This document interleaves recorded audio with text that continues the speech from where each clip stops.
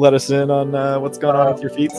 Oh, really? I'm a little embarrassed. I didn't realize you guys would ask this, but I actually am wearing two cups for my socks.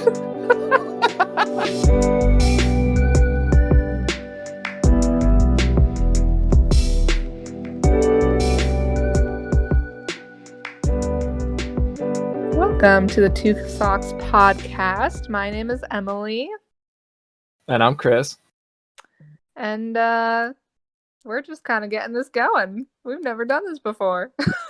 So, Chris, we're called Two Socks. And I think a lot of people know that you like to wear two socks. Is there a reason for that? Well, Emily, I think most people like to wear two socks, but Well, I have like... two different colored socks. Right. No, I just figured I'd poke fun at that. But yeah, no, I don't really have much of a reason for that. I think it's just kind of something I started doing one day because I just ran out of one color and had the other color. So I was like, all right, well, black and white, we'll just put them together because they kind of matched anyway in a different sort of way, I suppose. But I understand that your nickname has a bit more of a background to it. It does. And you don't know the story, right? I don't think I do. I'm really curious because you haven't refreshed my memory yet. So I'm curious what you're going to tell me here. Yeah, that was intentional. So yeah, I don't know if you were there, but the reason I got called Socks, and I think it's really odd that this nickname has stuck for so long because it was such like I guess just like not important moment in life, but we were literally just at my house when I lived at the barn. And I had a basketball hoop out front and we all decided to play basketball. And I just played in my socks instead of putting on sneakers. And from there on out, they called me Socks and it's stuck to this day, like 3 years later. That's pretty wild. Yeah, I'm just like, I don't know why out of all of our friends and out of all the nicknames we've probably called each other, this is the one that has stuck. So here we are. Socks. Yeah. Two socks. I feel like you kind of encouraged this nickname to stay, partially because I feel like usually when you'd bring up socks, somebody was like, Team Drunk, and then you were like, or socks. So I feel like that kind of stuck a little more so. I guess. I don't know. I didn't think I had a part in it, but maybe I did. So who knows? Either way, I think there's also been a big controversy about people who sleep in socks. Like, people get really pissed if you're someone who sleeps in socks. I have heard that. I feel like that's almost as hotly debated as pineapple on pizza. Not sure why those are the two topics that people seem to take most issue with nowadays. But yeah, I personally do not sleep in socks unless it's really cold or if we're like camping or something. Okay, I was going to say, that's what the listeners need to hear, Chris. Like, do you sleep in socks? Yeah, we got to tell them. So, Emily, how about you? I unfortunately do sleep in socks, and I would not change a thing. I don't understand how people don't. If it's summertime, I probably won't, but like, if it's cold, it's just, you have to. It just makes sense. Oh, this is wild to me. I didn't think this was the direction this was going to go. I do it and I own it, and that's all I'm going to say about it. But today's episode is going to be about middle school. And we're going to have a guest later on talking about their alternate middle school experience. So, Chris, do you have any thoughts about middle school or like what it was like back in the day? Yeah, middle school was not fun. I felt like elementary school was pretty good, and then middle school was bad, and then high school was good again. So it felt, I don't know, kind of like the valley in between two peaks. How about for you? That's interesting. Okay. I think I liked middle school. I definitely felt like I had a lot of embarrassing moments, and now like teaching middle school and seeing all the emotions that these kids go through that I've also gone through, I was like, wow, this is a crazy time to be a 12, 13-year-old child. So yeah, I just remember like specific embarrassing moments, like falling down the stairs. And then because I just got my new Ugg boots. I think they were fake actually, and I fell down the stairs and my crush, he picked up my notebook and gave it to me. I was like, damn it. I was like, that wasn't supposed to happen. Well, maybe he thought it was cute though. He definitely didn't. I think he well. after. But it's fine.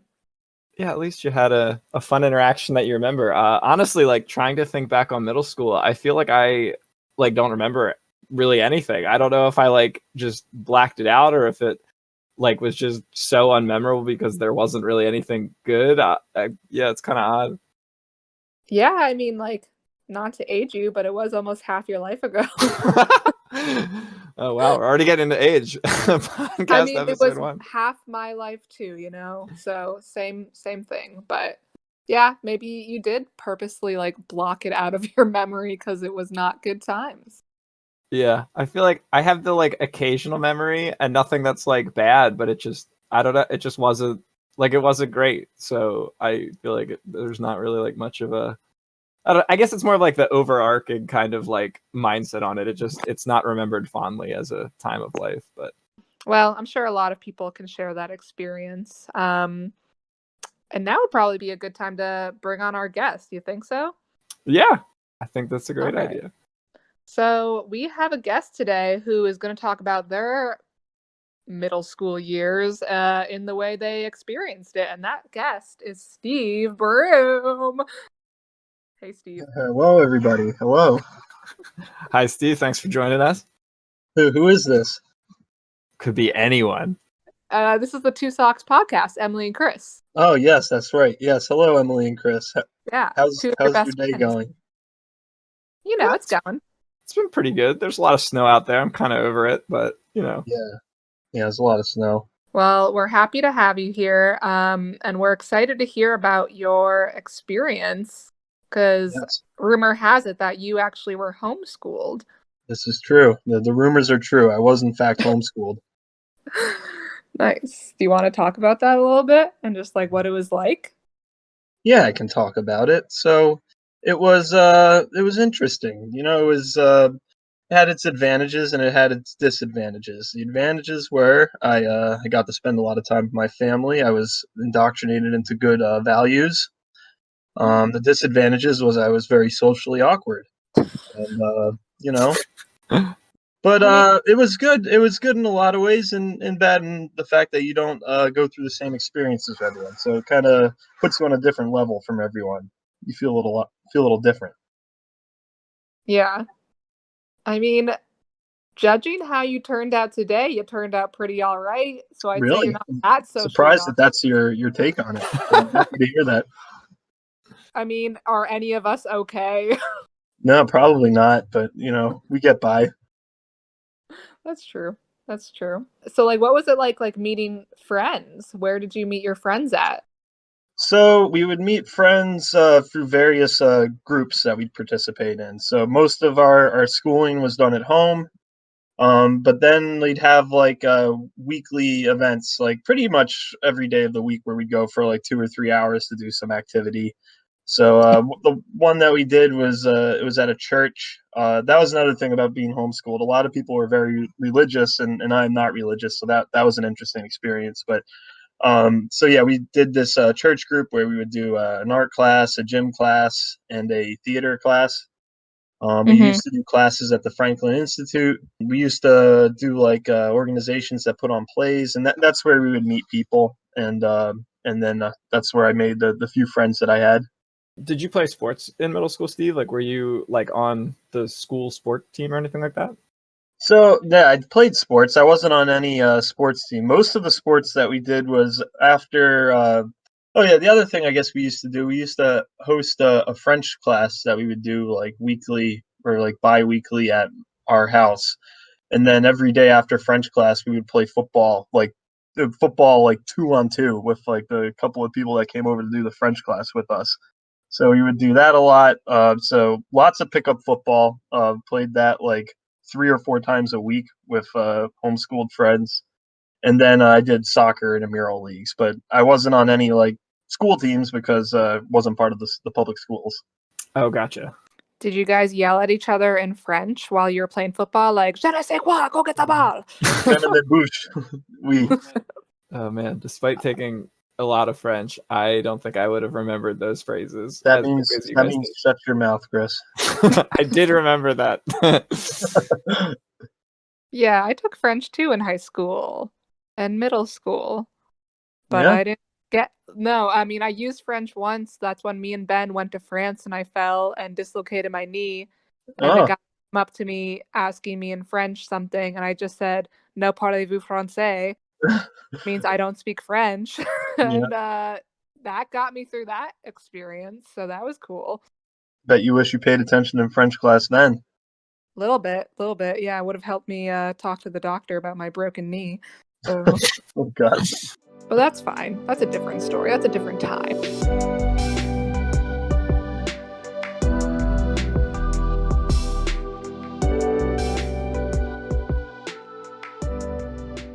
So, Steve, are there any wish you could have experienced this type of middle school thing? Or are you overall happy that you were homeschooled? It's hard to say. I think so. A couple of the advantages of being homeschooled was I feel like I turned out to be like a pretty like moral, like good person, and I think a lot of that had to do with spending a lot of time with my parents and my siblings, who are all really good people. So that helped me develop character, which I think is pretty good for the most part. And the other thing is that I was able to do a lot of things that people in public schools couldn't do. Like a lot of these classes that I was participating in, like doing science classes at the Franklin Institute, and also being able to learn things at my own academic pace. I'd already completed chemistry by the time I had finished eighth grade, which a lot of people don't finish until they're juniors or seniors in high school. So it got me really ahead academically. That's the other thing. I think there's a lot of wasted time in public schools. That was something that I learned when it comes to academics, and things aren't necessarily very efficient. So Yeah. academically, it was excellent. But there is the social aspect. I think is what I do. If I have a regret, that's what I regret a little bit, and also just transitioning from middle school to high school. It's already difficult, I think, in a lot of ways. But if you don't know anybody going in, I think it makes it even harder. That was, or at least that's how I felt. It was Mm-hmm. hard to find a group once I got in there. I wasn't really until college, really, where I felt like I was fitting in socially. Outside of sports, sports was like the only place where I really felt like I could like connect with people when I was in high school. Well, anyway. Yeah, I was gonna say it's funny you say that, Steve, because I was thinking back on like middle school, and I was like, man, why was middle school like not as well remembered for me as like elementary school and whatever. And I was kind of thinking like I feel like I kind of like had a group in elementary school, and then I didn't really upon going to like middle school. And it kind of like occurred to me that like it is kind of tough to like meet people like just cold, like you don't know anybody, and like they Right. all like have groups and stuff like that. And I was kind of like, I don't know like what the best approach to doing that is. Like I feel like in general, like if you just kind of approach a group of people like, hey, I want to be your friend, that's kind of awkward. Like sports kind of seem like a good thing typically because you can just, kind of get into it with people playing games, and then people are just Right. friendly because you played a game together. But yeah, Yeah, I think having activities helps a lot. I think certain people can do that too, like where they can come into a high school, not know anybody, and then fit in, find their own group. But I think it takes a certain personality to be able to do that, and it's difficult if you don't have if you're not like super outgoing, which I definitely wasn't when I was in high school, and still don't consider myself a super outgoing person. yeah, I feel like it's definitely harder back then. Like I'm curious if I had to relive it now, if I'd be able to like do it better, because you'd like to think that you get more social as you get older, but I think it's also just that like people get so much more accepting. Like middle schoolers are like very harsh people, as John Yeah, Mulaney points out. yes, there's a lot of truth to that.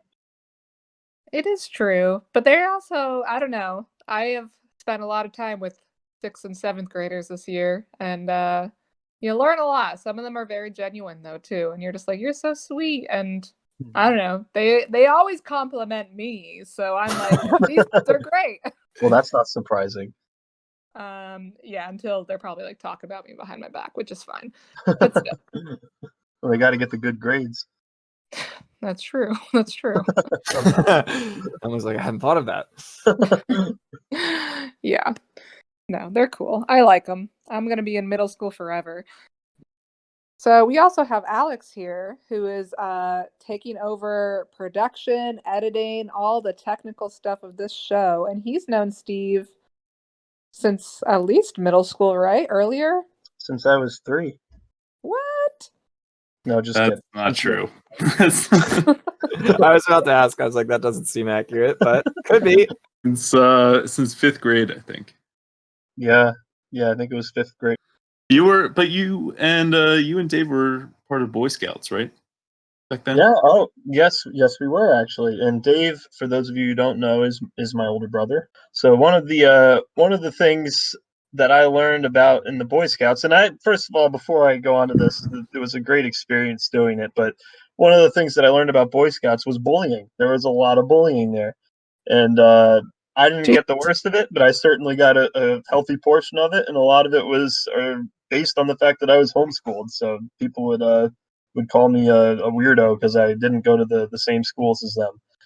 And there was a lot of stuff like that going on. It was a really interesting dynamic in the Boy Scouts because you have an age range of like 17 to 11. So in a lot of these, not all of them, but some of the older kids were pretty brutal to like some of the younger kids, and they would pick on a few individuals, and honestly pick on everyone. Everyone got picked on at some point, but yeah. So there was a lot of bullying, and homeschooling had a lot to do with it. Do you remember any specific, like, what's the craziest type of bullying or experience that happened in Boy Scouts? I mean, so we used to drive on trips together in this van, and if somebody fell asleep, and generally this only happened to the kids that they didn't like, they would take a permanent marker, Sharpie, and draw all over their face and draw some pretty obscene things on there. So then they'd show up at the rest stop and they'd have all these things on their face and they'd have no idea. Oh, good. Yeah. But anyway, that was a small part. I mean, it was a really good experience. What did I like about the Boy Scouts? I loved like the trips that we went on. We went all over the country. Like we traveled to New Hampshire, North Carolina, Canada, even on a trip. And we got to do these amazing trips. It taught me a lot about community service. So there's a huge emphasis on participating in community service when you're in the Boy Scouts. To advance through the different ranks, you need to complete a certain number of hours. And to become an Eagle Scout, which is the highest rank, you have to organize your own project that you do. And so what we did for my project was we built a whole nature trail, which took like 300 hours of work, and we built like benches for it and everything. Like we did a lot of really good service events, a lot of awesome trips that we went on. And there were a lot of really nice people in the Boy Scouts too. Like so the Boy Scout is broken up into different patrols, which are like groups of 10 or 12 people, and each patrol has an older kid that's in charge of it. And I had this guy named Dan Jaquila, who Alex also knows, and he was a really nice guy. And you get kind of like sort of a mentorship feeling to it when you get some of these the nicer older guys. The other thing that it did for me too is it showed me a lot about like what makes a good leader and what makes a bad leader. So I witnessed a lot of people that looked at things from the movies and thought that like you just have to talk like you're a tough guy to be a good leader. And those people, nobody really listened to them, and they never could really get anything done, and they didn't really help people all that much. But then you'd meet people like Dan, who were just genuinely nice people. They really cared about everybody having a good time, and just taught me a lot about what it takes to be a good person and be a good leader. So there was some good, or there was some bad, but a lot of good to it. Awesome. Would you ever consider becoming a Boy Scout leader? Probably not. Not that I don't want to do it. It's just not something on my radar that I'm interested in. Yeah. I would like to tell you guys about all the times that people almost died because of stupid, dangerous stuff that we did. Whoa, that sounds interesting. Yeah. So every summer we'd spend a week at this place called Camp Horseshoe, and every year something stupid would happen. So one of the highlights, one of the kids was offered $10 to put Purell gel on his shirt and light himself on fire. Oh no. Which he did, and he got some burns on his stomach. He was okay in the end, so that happened. A bug flew into our pavilion that we were sleeping in, and a bunch of kids sprayed it with bug spray and were trying to kill it. It was like a giant bug. And then somebody else took a lighter and tried to burn the bug, and they lit the whole picnic table on fire, which happened to have a propane oven on top of it. So when I saw that, I grabbed a Pepsi box and put the fire out with the Pepsi box, with the propane tank like inches away from the fire. So that was Dude, good. that's Oh. that leadership skills coming in. That's true. Yep. And the reason I had the Pepsi box actually was every year we went to this camp, me and my brother Dave would buy like 20 12 packs of soda, and we'd sell each for like $1 to everyone. We'd make like a crap ton of money doing that. We were buying these Also, cans of leadership. soda for 6 cents a pop and selling them for $1. It was a great return on investment. Wow. So you learned about how to put out fires, finance, camaraderie. Sounds like We the Boy learned Scouts. that you're supposed to stop, drop, and roll when you're on fire too. I Did feel you like know that? recently I've heard that doesn't work. It actually didn't work for him because he had Purell gel on him, so Yeah, that. he still got burnt. Jeez, that's rough. Yeah, but he won the bet. Well, that's important. I was gonna say, did he get his $10? Yes, he did. He did get his $10, and he probably used it to buy some soda from us.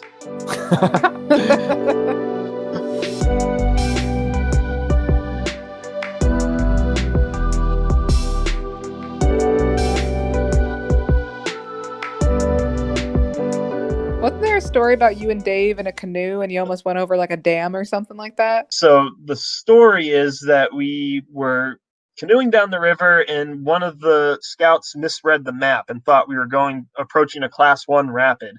And right as my canoe started going down the river, they realized that they had misread the map, and it was in fact a class 4 rapid, which is very good. We started canoeing down the rapid, and because we were in this big metal boat that had lots of gear in it, we couldn't really steer it. So we ended up going nose first into a rock. I was sitting in the back of the canoe, and the back of the canoe flipped up into the air, like 5 feet in the air, and threw me airborne into the river. So within what they teach you when you fall in the rapids is that you're supposed to pick your legs up so they don't bash against rocks. But like within a second, like my leg had already hit like 4 or 5 boulders. So I picked my feet up. I managed to grab onto the canoe. And then we held on to the canoe going down the rapid, me and my rowing partner. And the canoe got pinned between 2 rocks, and then the water was flowing over it. And we were just hanging onto the boat. And it was pinned down. The water pressure was so strong that we couldn't move the boat, and we were just stuck in the middle of this rapid. So we spent like 30 minutes trying to unpin it. Eventually we did, but it was a pretty scary experience. That's Wow. wild. Yeah. That is wild. As crazy and like shitty as all that sounds, it was like one of the most fun trips I've ever done, and like the stories that we had from the trip are amazing. So it was a really good time. Yeah, those are definitely the memorable trips, even like if it seems like it's all going wrong at the time, like it ends up actually being great.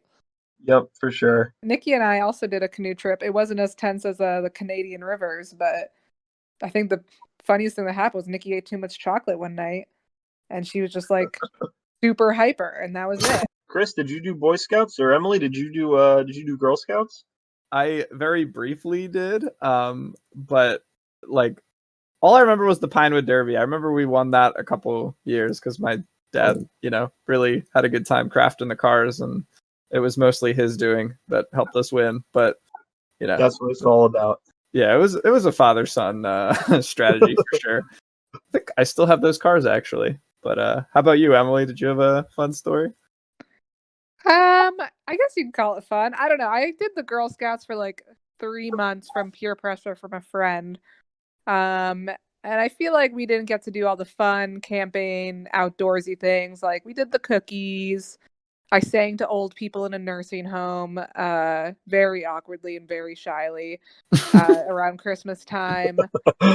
And then we did go camping at like this place called Camp Louise, and we were all in this cabin, and I like my memories of it felt like there was like 40 girls packed into this cabin just all on cots in like a prison like setting.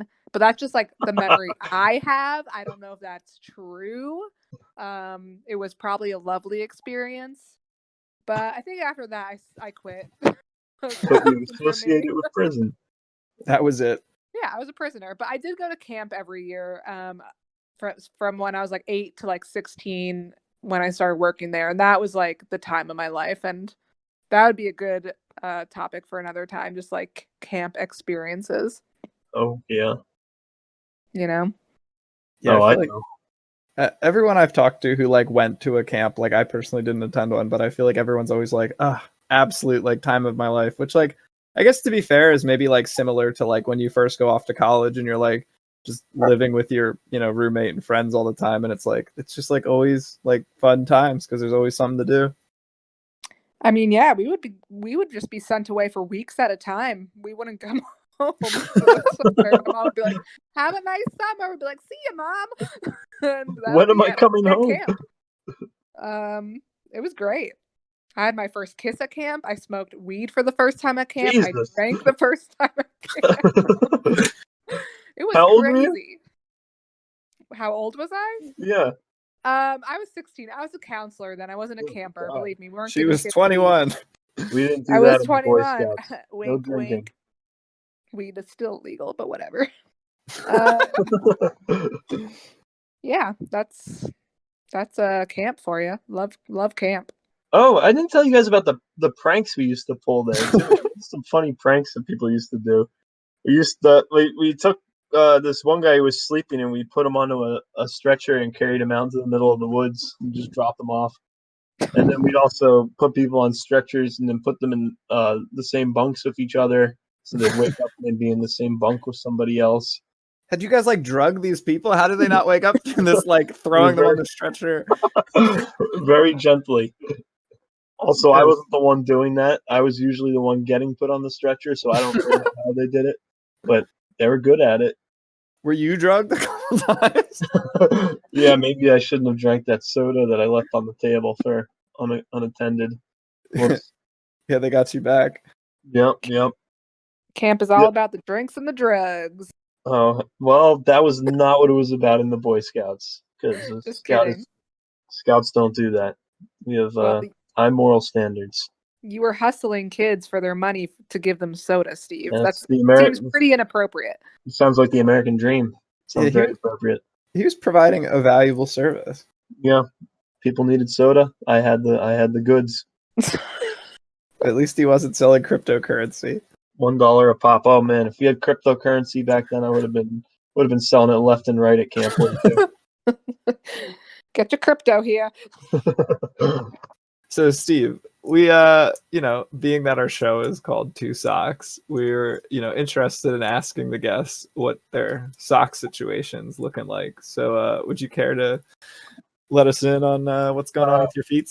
Oh really? I'm a little embarrassed. I didn't realize you guys would ask this, but I actually am wearing 2 cups for my socks. I have my feet are in 2 cups. One in each cup. What kind of cup are we talking? Like a teacup or? So one is a purple plastic cup, just for water, and the other is actually this is a sneaky plug that I can put in the show, but it's my first place finish for the men's biathlon race from 2017. Oh, here we go. My trophy cup. So yeah, I actually have my feet in one of those cups each. Yeah, I think I heard you set the record at that biathlon. Yeah, I might have set the record. I don't know. It's not a big deal. I don't think anybody's ever beaten it, but it's not a big deal. Sounds like you're pretty comfortable over there then. Yeah, I feel like my feet feel pretty secure in these 2 cups. I'm feeling safe and comfortable. What are you guys wearing for socks? What socks do you have on, Emily? Just got like some classic beige boys. Not like men, like socks. Oh, Beige they're not boys on your feet. That's good. I don't like to gender my socks, even though I just did. You just did. You're the only one that's gendered socks so far on this show. They're beige wool socks, okay? And Chris, do you have any socks without genders? Yeah, my socks definitely don't have gender. They're a black and a white sock. Forgot you do that shit. Yeah. Why don't we call you Socks for that? Well, that's why the show is called Two Socks. This was actually Bobby's idea, to give him credit. Oh, Bobby, you guys know that Bobby, he actually considers me to be his best friend, right? But like the feeling isn't mutual, so I don't really know how to handle it. Oh, it may or may not be mutual. I don't want to say one way or the other, but it's just it's an interesting thing. He considers me to be his best friend. Yeah, I don't think I've heard this yet. Really? Oh, he tells a lot of people. Well, thank you for coming on our show, Steve. It was definitely a good time, if I may say so myself. For you guys to have me on your show, like, it really means a lot. I really enjoyed it, guys. This was a great discussion. I feel like we really touched on some important topics today. And thank you for having me on the show. It was our pleasure. No, it was my pleasure. Okay, it's your pleasure. Well, that's all we got for this week. So make sure to chime into Two Socks. Chris, Alex, and I will be back next week with a new segment, a new guest. That's a wrap. Good night, everyone. Welcome.